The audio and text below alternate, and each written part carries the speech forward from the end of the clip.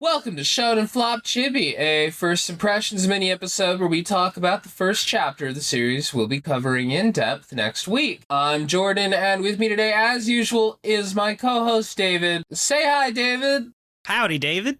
What series are we covering this week, David? Oh man, we're covering Gunblaze West. All right, I'll drop that. Yeah. My accent's about as good as this chip manga. David, why did he have to be a pedophile? I don't know. Oh, it's so fucking sad.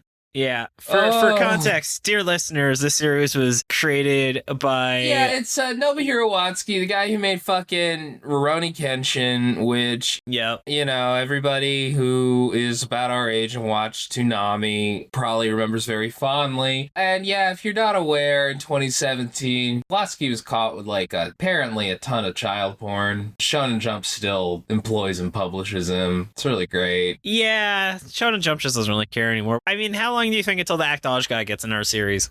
I don't know if he will, just because Actage didn't run for very long. Then again, I don't know. Toriko wasn't out when they allowed that guy back to write more stuff. Because it was the same thing where he had a fairly popular series. That dude was a child prostitute. This guy was child pornography. To clarify, the writer of Toriko himself was not a child prostitute.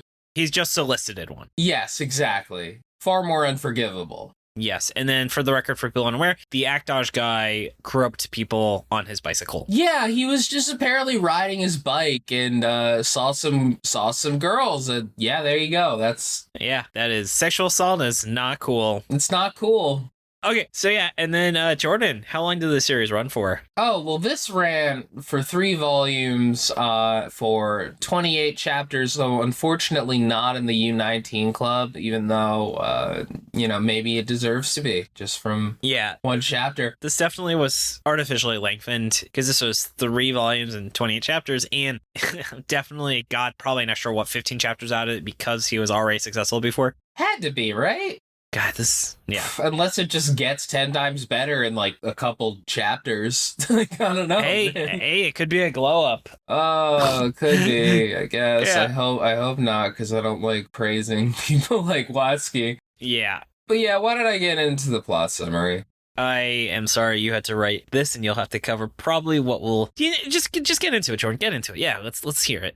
Viu is a dumb kid who wins a gun belt in an arm wrestling tournament. I'm sorry, I'm really sorry. Who wins a gun belt in an arm wrestling tournament. There we go. Wrestling. He's got a hot sister who's a teacher, and his dad was the sheriff. Yeah, I'm done. Then a guy steals a bunch of apples, and Viu goes after him, but it turns out he's a good guy. Whoa! David, his name is Marcus Homer. Yeah, he's actually a close relative of David Atlas. Definitely a white person name.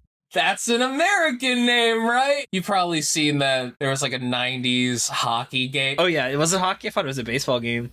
It might have been baseball or hockey. The point is, it was a sports game from the 90s where a bunch of Japanese developers tried to come up with American-sounding names. And yeah, Marcus Homer fits in very nicely with those names. Yes, I'm surprised he didn't go with his original idea was Tom Firework. Tom Firework? I don't know, I was trying to think of what a name a Japanese person would think an American's last name would be. Baby, you're Tom Firework!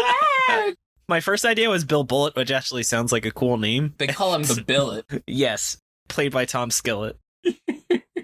Oh, but yeah. So anyway, Viu feeds Marcus, and Marcus gets a crush on Viu's hot sister, because I guess she's hot. Marcus has to go back home to the West, and Viu wants to follow him back to the Grand Line. I mean, the West. Popcorn David. Marcus says he wants to find the One Piece. Gunblaze West, which is apparently a place. Yeah. Some stagecoach bandits shoot at him or something and kick V's ass, taking his gun belt. I loved how somehow they shot a wooden door and that opened the door. I flipped through those pages a bunch of times, and I guess some stagecoach bandits shoot at him or something. That's the best description I can make. Yeah, they shot him through the door, and the door just felt like opening because he shot at it. Yeah. But anyway, some stuff happens as we talked about, and his sister name is actually Sissy. With a C. C-I-S-S-Y. Yeah, I'm actually surprised with this offer and say, despite being over 18, she's still very hot. It's implied, she's 21, so. Yeah. Way past her prime. Oh, so disgusting. Oh, grandma. Viu tries to get the bandits back, and thankfully they don't shoot him in the shooting manga, so Shanks shows up to save him with his maleness, and he helps a child shoot a guy in the fucking chest. Yes. Shank tells Luffy that the One Piece is actually a really cool gun, and a bad guy with a big chin says he's gonna kill some people. To be continued. Yeah, to be continued. Oh, and then they show a wanted poster of the main character, just like Luffy's. Yeah, what's great about that last sentence, what I'm proud of, is that I did not mention who Shanks was supposed to be, but you just knew who Shanks was, Yeah. Because this is such an obvious One Piece ripoff. Like, this is such a ripoff of Romance Dawn. Yeah, I remember I was a kid. I was like, man, One Piece for cowboys would be awesome. I didn't even know this series existed. I guess that me as a 12-year-old had the same creative process as this author. So, here's what I think he's trying to do. Yeah. There is a legacy in film where when you adapt a samurai movie to American cinema, you just swap samurais for cowboys. Yeah, The Good, the Bad, and the Ugly is a great example. Good, the Bad, and the Ugly, Fistful of Dollars, Magnificent Seven. You could just go on and on and on. Like, there's a bunch of examples of this. So I think that's what he's doing because, by the way, this first chapter, the plot also heavily mirrors the first chapter of Rurouni Kenshin's plot. Does it? I've actually not read Rurouni Kenshin. It's hard for me to think about it now, and I refuse to reread it for reasons we mentioned earlier. But no, basically the way that Rurouni Kenshin starts is that we follow this kid whose sister is a beautiful instructor who teaches people martial arts, or I guess, kendo or whatever. It's complicated, whatever. Yeah. Then he runs into this goofy dude who doesn't seem super threatening, but it turns out that he's secretly a badass, but he's very gentle in the meantime. And then some big bandit shows up seeming to be like a really tough guy, but wow, that guy you saw who was seemed like a total wimp? Turns out he can really kick some ass, but he also is less violent than you'd think he is. Yeah. That's basically the plot of the first chapter of Rurouni Kenshin. You do two things. You swap samurais with cowboys, and you make the art look like fucking garbage and take away, any talent that was on display there. Right? I was like, holy shit. I can't believe the guy who made Rurouni Kenshin made this comic. Looking at the art of Rurouni Kenshin, though, Rurouni Kenshin doesn't look to be a very beautifully drawn manga, at least based on the first volume, but... Again, I can't go back and check because for whatever reason, I'm unable to read it anymore. By the way, did you know Oda worked on Rurouni Kenshin? Really? Yeah, actually, the Straw Hat pirate flag has a cameo appearance in Rurouni Kenshin. I didn't know that. Yeah, so it's definitely not a coincidence. No, I'm not surprised at all to learn that these writers knew each other. We know that's the thing, blah, blah, blah. But yeah, you want to get into the first impressions of Guns Blaze West, David? What was your first reaction when you got through this? Oh, wow, it's Cowboy One Piece.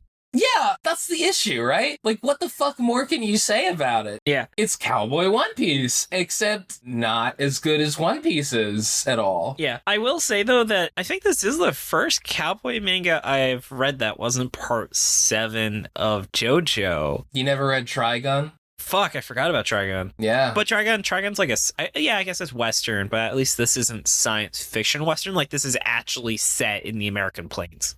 This is like a Pokemon version of the American plains. Arkansas does exist, and the author probably pronounces it Arkansas. That is true. I hope he does. On that note, I don't know what an Arkansas accent sounds like, so I didn't know what to do with that plot element where it's a big deal that they have that accent. You know what, David? I bet that the author doesn't either. Yeah, I'm surprised he didn't do something like Texas where everyone can identify that accent. I bet that he thought that that's what the accent is that he was looking for. This is one of those series, and I think this is going to be a source of humor, where we're reading a Japanese author show that he knows very little about American culture or history, so that's going to be pretty funny. I can't wait till we meet the president. Oh, yes. Ronald McDonald. President George Dobson. Bill Hamburger. Also, why was the president in JoJo Part 7? Why is Valentine also a pedophile? Well, David, let me tell you about something. It's called the Illuminati. There's this thing called adrenochrome. Anyway, let's move on. Would you read another 10 chapters of this shit, David? This fucking garbage? I had more to say about this, man. I'm so sorry, David. I would like to hear more of your first impressions. So, first of all, I actually want to give a positive where I thought the series actually was somewhat creative with its paneling. Like, it just straight up has like a Dutch angle where one of the panels was drawn, like, flipped 90 degrees, which I am 50-50 of the offer, like, just realized he couldn't fit the art in that ratio. But at least it was somewhat creative with the paneling because I haven't seen someone really do an equivalent. It's not a Dutch angle, but I don't know the appropriate term. And it was also that nice that it wasn't all squares, where this still was a time era where it was a little bit hard. Same with, I assume why there's no gray tones. It's before really a computer could make that kind of stuff easy to do. Yeah, all right, yeah. Because I was going to say the technology to create gray tones had been perfect years prior. But no, you're right. Computers made it easier. I mean, gray tones are definitely the hardest thing to do. And also, though, I do think that there were some interesting instances with all black backgrounds, which, again, was probably him being lazy, but I think it was interesting to be used for dramatic effect. What was he doing with the art style here? I don't know. Clearly, he probably just physically couldn't draw like he used to anymore. I guess you'd have to look at Buso Renkin and see how that compares, because that was made after, which also got an anime adaptation. I read, like, the first volume of Buso Renkin, like, years ago, and I can tell you, man, it looked a lot better than this. I remember reading it and thinking, yeah, this looks about as good as Rurouni Kenshin, which at the time I thought looked really good. So, I mean, this is, like, we're going back to almost, like, Astro Boy with this shit. By the way, I want to say, for the record, his child pornography charge was in 2017, so it was way past all of his publication. Yeah. So you can't actually fault Shonen Jump for giving him more work because it literally happened after his 3 series. At this point, anyway, you could probably give them a lot of shit for continuing to give him work. He did resume his series. You're right. Yeah, like, obviously, Shonen Jump didn't know when they put out Guns Blaze West, but they're probably aware now that they're continuing to put out more Rurouni Kenshin shit. Yeah, that's fair. Yeah, looking at the cover of Buso Renkin, it's definitely a lot better to draw on, so maybe he just needed a breaker. I wonder if he had, like, a ghost artist. I feel like he had this idea where, like, all right, man, I'm gonna just really go classic with this. I'm gonna get, like, super stylized and really stretch my muscles here, my creative muscles or whatever, and then it just, no. Yeah. I will also say, fun fact, Buso Renkin was the first manga I ever dropped. Like, even as, like, a 14-year-old, I was like, this sucks. So I stopped. But yeah, and then into more negative. So I think that there's a really big problem with this series in that they are using guns. And I think it was Mother's Basement had a good review of Platinum End where all the characters have, like, a one-hit kill ability where that's what guns do. You can't really have, like, a long-on fight because if you get shot, that's kind of it, you know? Yeah, no, exactly. The reasons it reminded me of Trigun is because the point of Trigun is that Vash, even though he uses guns, still tries to be a pacifist. It's interesting to see how the author has him get around that, but, like, that's a conflict, you know? Yeah, that's not the case in this, where they show a child shooting an adult in the first chapter with the help of another adult telling him how to shoot someone. Oh my god, it was fucking insane. In anime, what happens all the time, Oda loves to do this. They have something happen to a guy, and that guy should be dead. He 100% should be dead. Like, Oda just will not draw his pupil, so he just got, like, all white eyes, basically. And that gives a level of plausible deniability, because you could say, oh yeah, that guy's dead, but also Oda would be like, I never said he was dead. Well, no one dies in One Piece. Well, yeah. But I feel like that's what this guy was doing with one of the bandits, but the problem is he also drew him with, like, a gaping bullet wound in his chest. Yeah. The guns really just... It's a different vibe than a sword, man. You can't do certain things with a gun. Right? It's so stupid. so, Jordan, though, as you asked me before, would you read 10 chapters of this? No. David, this isn't shitty One Piece. This is shitty Golem Hearts. I was thinking of Golem Hearts, actually, which is the next series we're going to cover. Well, we're gonna recover it. Yeah, I'm excited. Time to recover. Yes. Duran Duran will not be a part of the U19 club either because it's got probably another at least 3 months. Oh, does it seem like it's going to be canceled? It seemed pretty close, but then Shonen Jump didn't do a cancellation wave because a series moved magazines, which I think saved it from being canceled. You mean Duran Duran did? Yes, that and Aishamon have not been doing great. I'm shocked Ayashiman isn't canceled yet. Yeah, I think that's the thing is that Shonen Jump just maybe they didn't have anything set up to replace it. And since I think it's like a Shaggy Triangle or whatever, it's a manga that kept not having chapters translated because it was too pornographic. Whoa. And they were like, maybe we shouldn't have this series in Shonen Jump. And then I was reading about the latest chapter and it has a girl masturbating in the shower. And I was like, all right, clearly this was a good call to stop having the series in Shonen Jump. Because I think, well, Chainsaw Man, I don't know, did Chainsaw Man have a masturbation scene? They had a sex scene. I guess it's okay, but still, I'm glad they moved it. I mean, look, if Jordan's just like dumbfounded by this I don't even know how to fucking respond to that. Masturbation scene. I guess it's like let's just move on. That's all right. We're talking too much about weird pornographic shit involving like children's comics in this episode. I think you guys can tell we really didn't.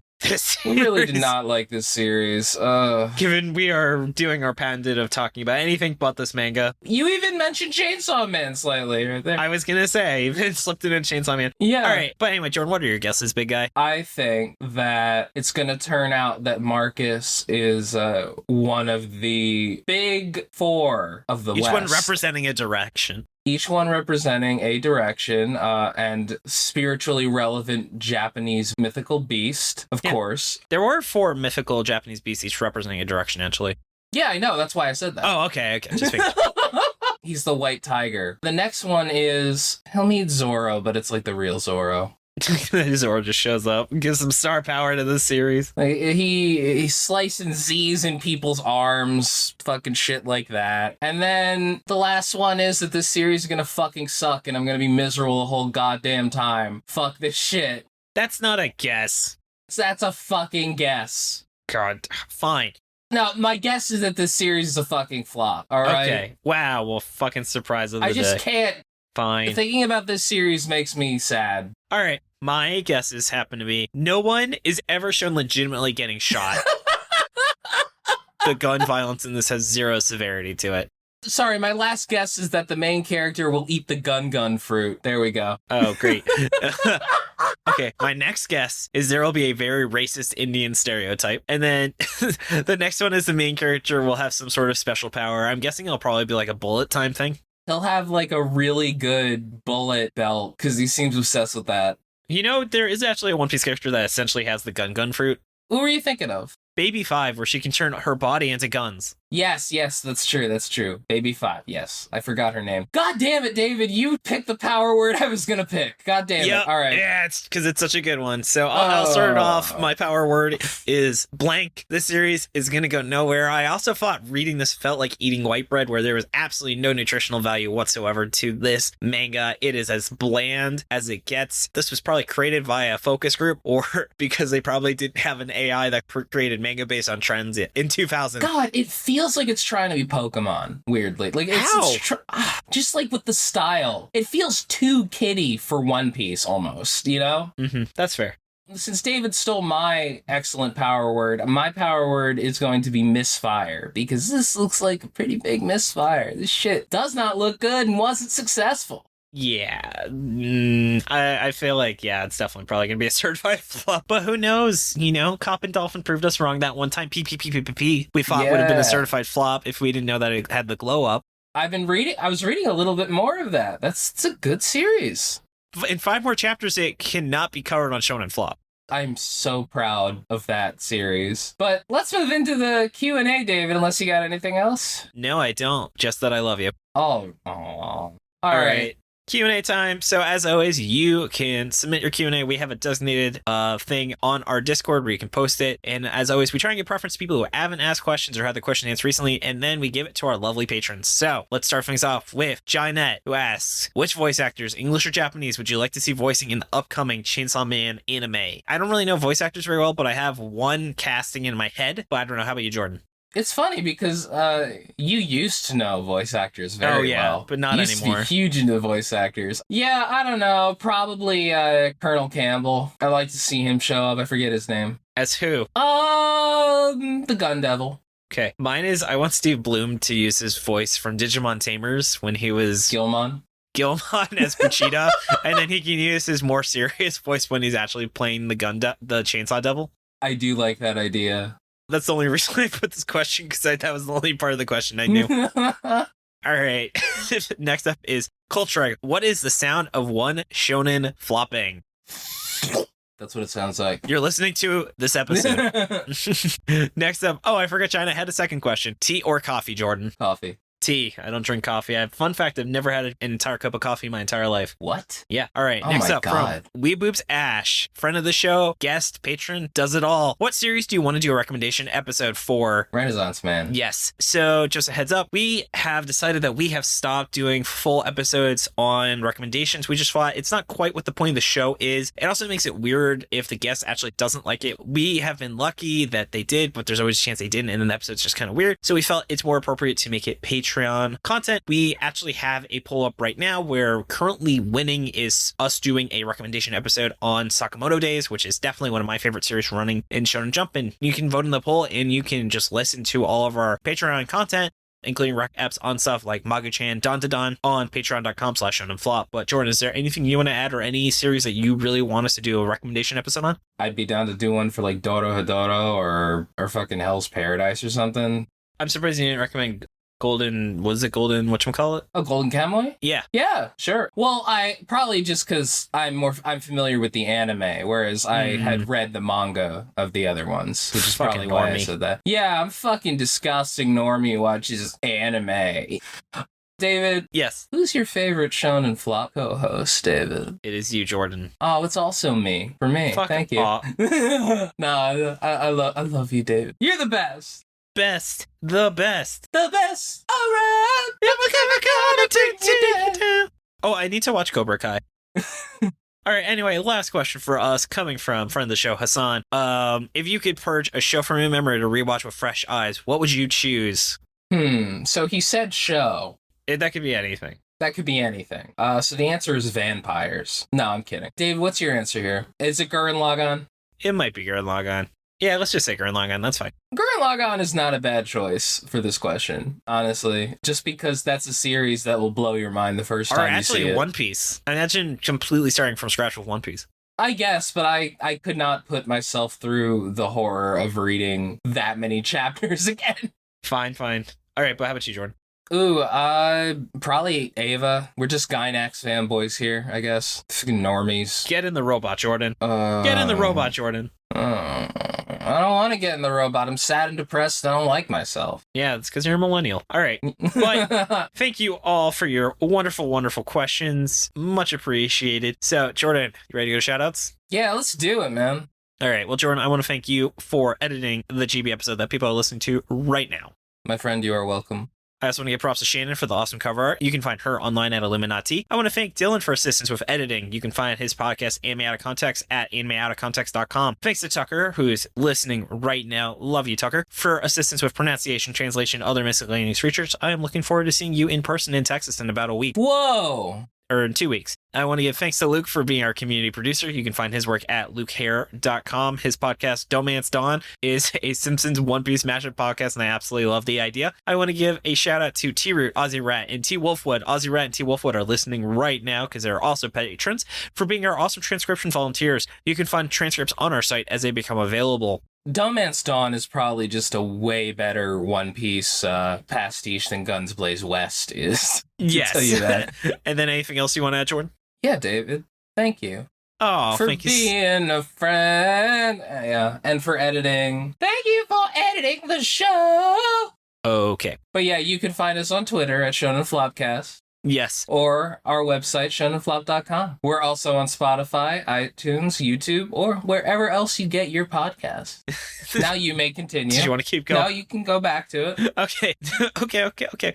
Also, as we mentioned in the Q&A section, come join us on the Shonen Flop Discord. We're open to everyone, Patreon or not. Come hang out with us and talk about anime games or whatever else is on your mind. We also have a book club and do monthly movie nights. You can find a link to it in the show notes or on our site. And if you've been enjoying the podcast and want to help us keep going, consider subscribing to our Patreon. Have a ton of awesome perks like bonus episodes on Manga-chan, Lucifer and the Biscuit Hammer, and PPPPP. You could even be listening into this recording right now or hanging out with us during the warm-ups before the show. Find us at patreon.com/shonenflop. And on that note, let's read off some wonderful patrons. Yeah. As always, we're going to thank our Chainsaw Man patrons. We've got a pearl necklace would look really nice on you. Oh, thank you. Then we have Pterodactyl Ghost. Moving down to the Dolphin Dad tier, we have Tracking Roving Animals for all loving girls and raccoons, Wolfwood. Then moving on to the King of the Forest, we have Albie, Cram, Gabe Lando, Jacob Andrew Galloway, Josh Robinson, Mark, Marty, Rachel, my lovely girlfriend, Scarlett Myrmidon, Solomon Martinez, T, the BB King, BB the, and then going down to the Galactic Ball Federation, Blah Moo Moo, BS, Dolphin, Dylan Crider, Eric Alex Klein, Generic Man, Hans, Kylie Denton, Marabara, Mike Carpenter, Sarah Hydra, Shingo Sekimoto, Silly Rookie, Simping for Senpai Ash, Staghorn, That One Welder Guy, Trevor Schechner.